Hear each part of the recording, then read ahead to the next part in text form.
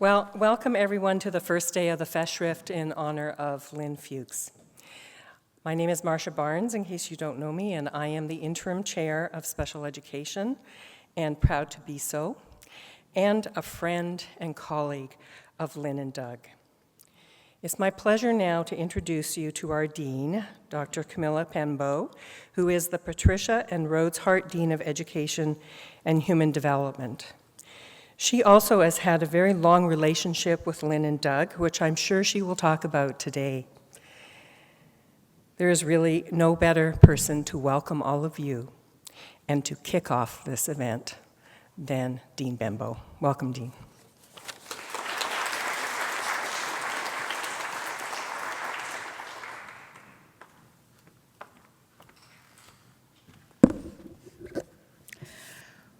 Yeah, good afternoon, everyone, and welcome. It is so nice to see all of you here. It's just wonderful. So thank you all for coming. When Lynn Fuchs passed away last spring, the loss was both sudden and deeply felt across the Peabody College community and far beyond. We grieved collectively, and we still grieve. It is not something one simply gets over. Today and tomorrow, while we remain deeply affected, offer a different kind of moment, however. They give us the occasion to remember, but also to reflect more fully on the intellectual and institutional legacy Lynn left behind. I want to begin by thanking Doug and the Fuchs family for allowing us this opportunity. We continue to hold you in our thoughts and hearts. As well, I'm deeply grateful to Marcia Barnes, Kim Paulson, Joe Webby, and the whole faculty of Peabody's Department of Special Education for organizing this Festschrift in Lynn's honor.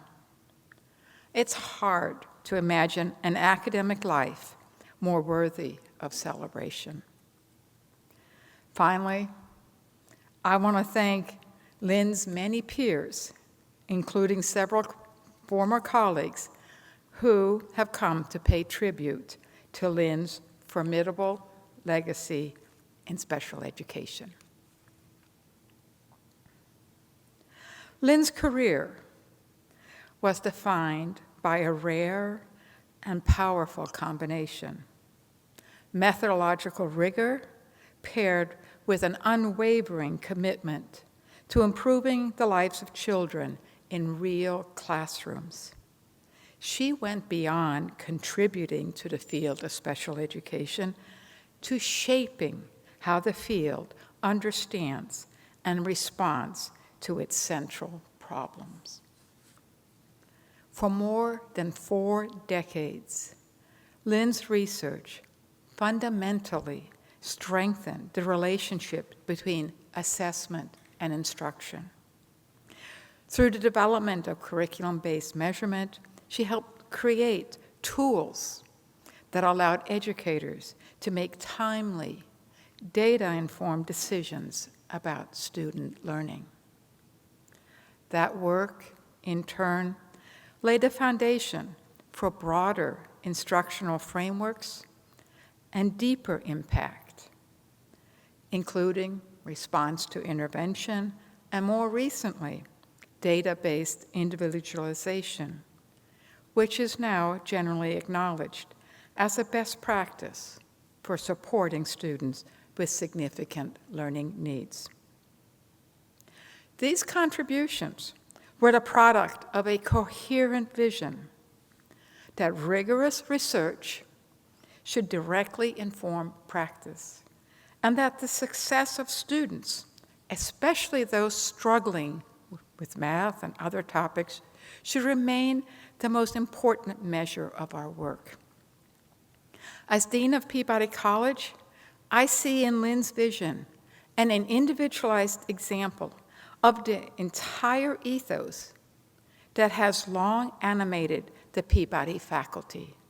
Always we affirm intellectual rigor, but we do so in the service of a higher ideal, the advancement and flourishing of individual learners, especially those who have long been ignored or shunted aside. It is worth remembering how early that commitment took shape. As an undergraduate at Johns Hopkins, among the first cohorts of women admitted to that university, Lynn, alongside Doug, began developing tutoring programs for children in Baltimore City schools. What might have seemed at the time like a local effort would, over the decades, grow into a body of work that reached classrooms across the country and beyond. The scale of that work is extraordinary. Lynn produced hundreds of publications, secured sustained research funding worth millions of dollars, and generated scholarship that continues to point out new directions of investigation and revolutionary practice. And she was active until the very end. Her work met the highest standards of evidence, influencing federal policy, national research agendas, and everyday classroom instruction. She also contributed her expertise through service at the highest levels, including roles within the Institute of Education Sciences, National Institutes of Health, and National Institute of Child Health and Human Development. Through these and other service commitments, Lynn helped to shape the direction of research in our field. And yet, focusing only on the scale of Lynn's efforts risks missing something essential about how she worked and how she influenced others. Just as important as her scholarship was her role in shaping the people who would carry that work forward. Lynn approached mentorship as a form of intellectual cultivation. She invested deeply in her students and colleagues, helping them to think more clearly, ask better questions, and hold themselves to higher standards, as she wrapped us all in a soft blanket of caring. And I'm one of those colleagues who benefited in all those ways, not just as a scholar, but as a teacher and leader. She made me better. By powerfully combining creative scholarship, mentorship, and her extensive service, Lynn helped define what scholars do when they are at their best. They draw connections between theory and practice. Their thinking crosses disciplines, and their findings lead to innovation. Her influence is woven into the fabric of this college, including every department, and into the work of her peers far beyond it. When she spoke, ever so quietly and ever so softly, we became quiet and we listened. I still see her lowering her reading glasses and beginning to make her comments after she had shared her reviews and assessments. That image will always be carried with me. It surprised exactly no one that Lynn earned the highest honors possible for so many organizations, including the Council for Exceptional Children and the American Educational Research Association, and capped those off by receiving the McGraw Prize. At Peabody, she was rewarded with not one, but 2 endowed chairs over the course of her time here. Reflecting on her legacy, What also stands out is the way she interacted with others. Lynn's work was ambitious in scope, but personal in its commitments, many of which were shared.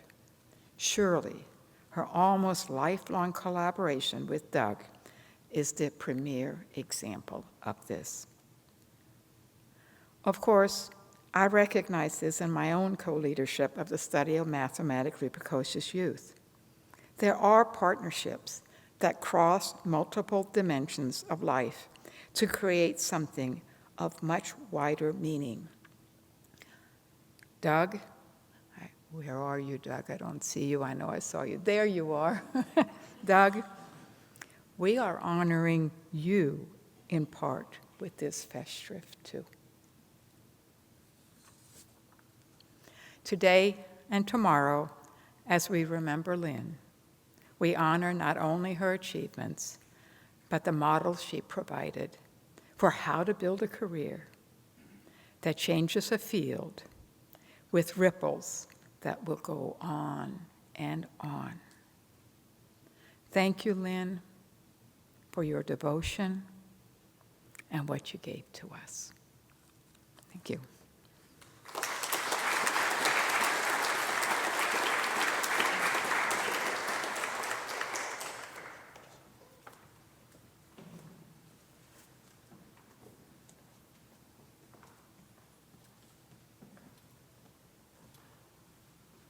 Thank you, Camilla. That was a wonderful speech.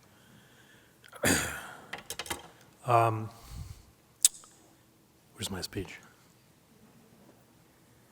I was asked to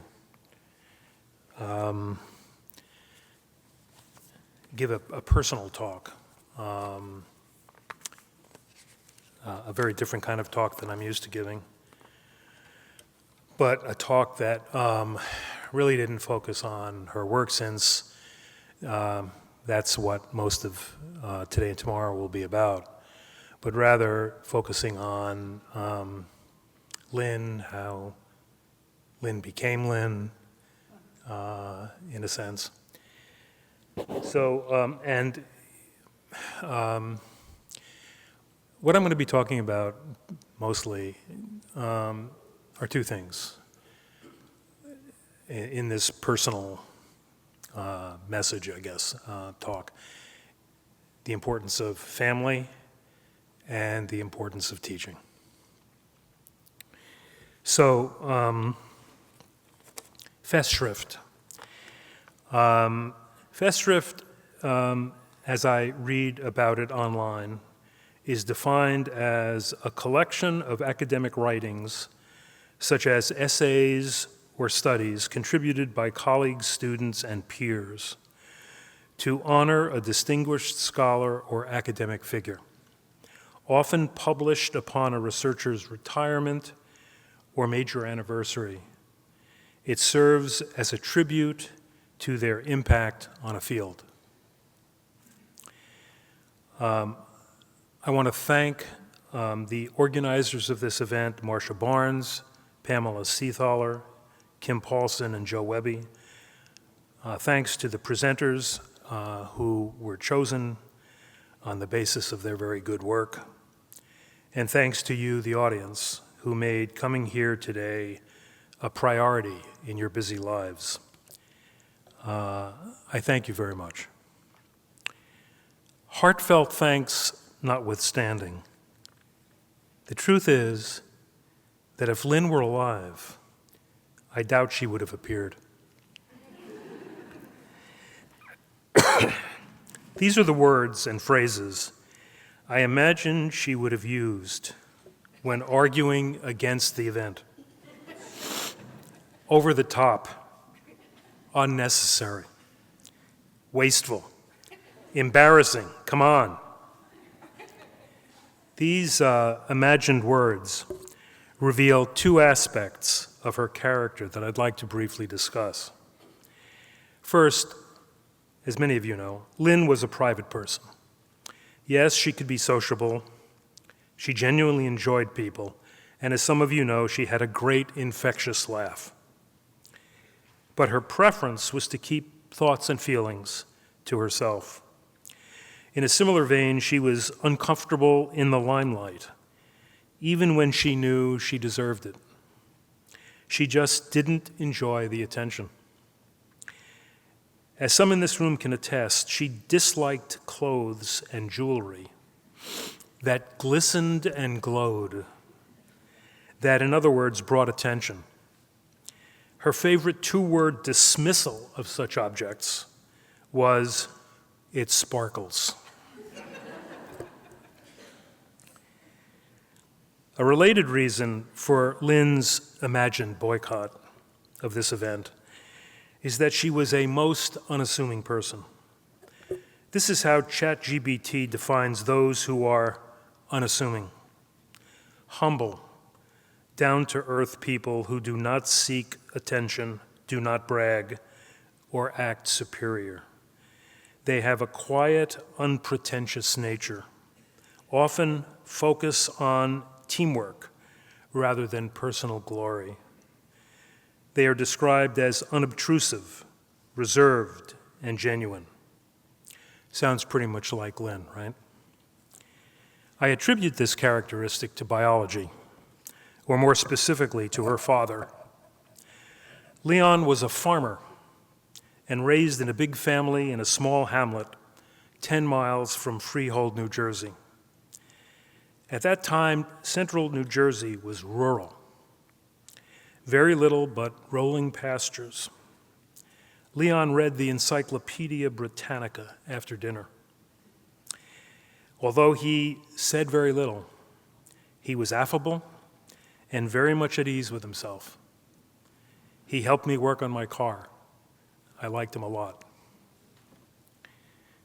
Lynn's mother and mother's mother, Bubby, were as voluble and gregarious as her father was retiring.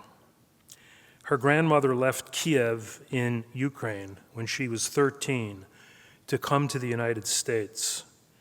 She traveled by herself. Years later, her family would be murdered by Germans and Ukrainians during the World War.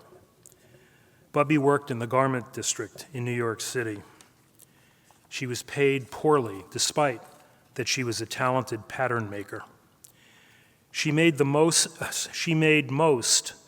of Lynn's clothes. Once when Lynn and I were walking in Greenwich Village, we passed the Brown Building. In 1911, it was known as the Triangle Shirtwaist Factory. In March of that year, a fire broke out, killing 146 garment workers. Most were Italian or Jewish immigrants, aged 14 to 23. Knowing the history of the building, Lynn stared at it and then cried. She told me she couldn't help but think that Bubby could easily have been one of the victims. Lynn's mother, Beatrice, or B, was raised by Bubby and her father in Brooklyn. B was the only girl permitted to attend a Hebrew school in Brooklyn for reasons I never understood. She eventually read Hebrew fluently. She played in a celebrated mandolin orchestra and smoked cigars. According to Lynn, B's cooking was not fit for eating. B used to say that she gave birth to 3 kids, but only raised the first and the last. Lynn raised herself, she said. Lynn spent entire summers as a child living with Bubby and her grandfather. Every day, Bubby and Lynn would share a cupcake celebrating Lynn's birthday. Every day. At age 4, Lynn had taught herself to read. When she was in 2nd grade, she told me, her favorite out-of-school activity was to teach the neighborhood kids to read. In 8th grade, B enrolled Lynn in Rutgers Prep, a well-regarded private school in New Brunswick, New Jersey. Lynn made many friends there. She was a member of a jug band and was a cheerleader. She appreciated the rigor of the school's academic program and graduated summa cum laude.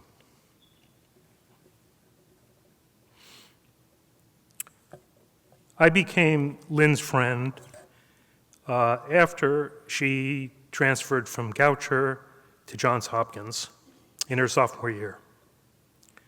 She had 2 roommates, and I ate dinner together several nights with them. In Lynn's senior year, she and I started a Saturday school for the kids in her working class neighborhood. We enlisted Hopkins friends majoring in physics, chemistry, and English to join us. They'd bring chemistry kits, simple machines, and books. We'd take trips outside the city to visit friends who had a farm with farm animals. It was a lot of work and a lot of fun. We then submitted a proposal to the city of Baltimore to fund a summer program for kids in the neighborhood. It was funded.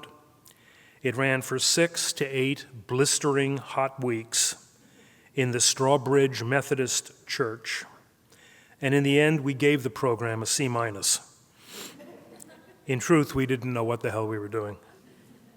Nevertheless, we began thinking of starting our own school.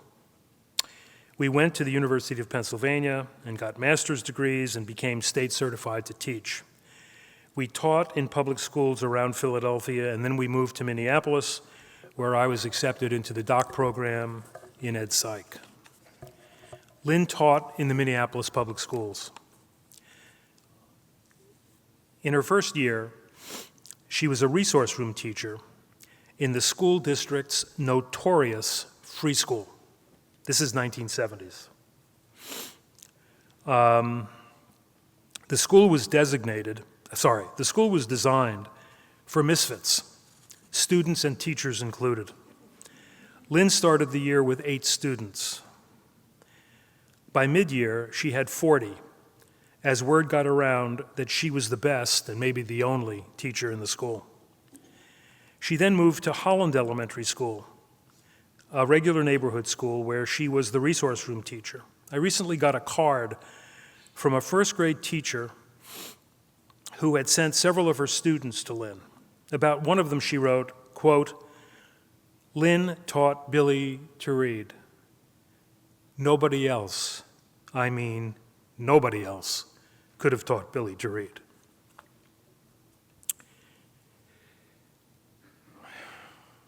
I'm going to end with Matt's contribution. Matt is my son, and he was coming with me here until he got sick. I asked him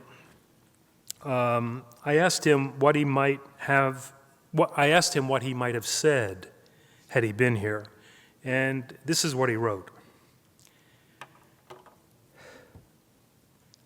While helping my son Miles is my grandson, while helping my son Miles with his math homework, I think often of Mom. When I was 13, she tutored me almost every night in math. Her patience was bottomless. When it was clear I was thinking about something else, usually baseball cards or girls, she could wait and wait and wait. I was amazed at how she simply would sit there and wait for me, even though I knew she had about 1,000 other responsibilities besides helping me with my middle school math. Despite how hard I sometimes made it, I never felt that she was on the verge of giving up on me. I remember her toughness. Now and then, I'd complain about unflattering or unfair or downright mean stuff kids would say to me. Her response on more than one occasion stuck with me forever. "You know, Maddie," she'd say, "sometimes in life you just have to say, 'fuck you.'"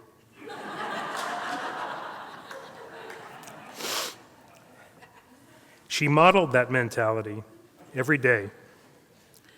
Mom knew who she was, and she couldn't have cared less if you thought differently. and I remember her capacity to nurture and encourage. I always wanted to be a writer, but it wasn't until my mom told me she knew I could do it. When I was on the phone with her, sitting in my cubicle at FEMA, that I did it. She saw the best in people before they saw it in themselves. My son Miles is a sensitive kid like I was. He needs nurturance, he needs a thick skin. He needs to learn math and stop thinking he's bad at it. I see his potential as my mom would have. Sometimes I want to yell at him when he's not concentrating, and sometimes I do. But because of my mom, I've got the capacity for patience and tough love. The balance of patience, toughness, and nurturance will always define for me how special my mom was. I hope and expect that that balance will not die, but will live on through my parenting. Sitting quietly with Miles, waiting for him to find his focus, I'm still my mom's student. That's it.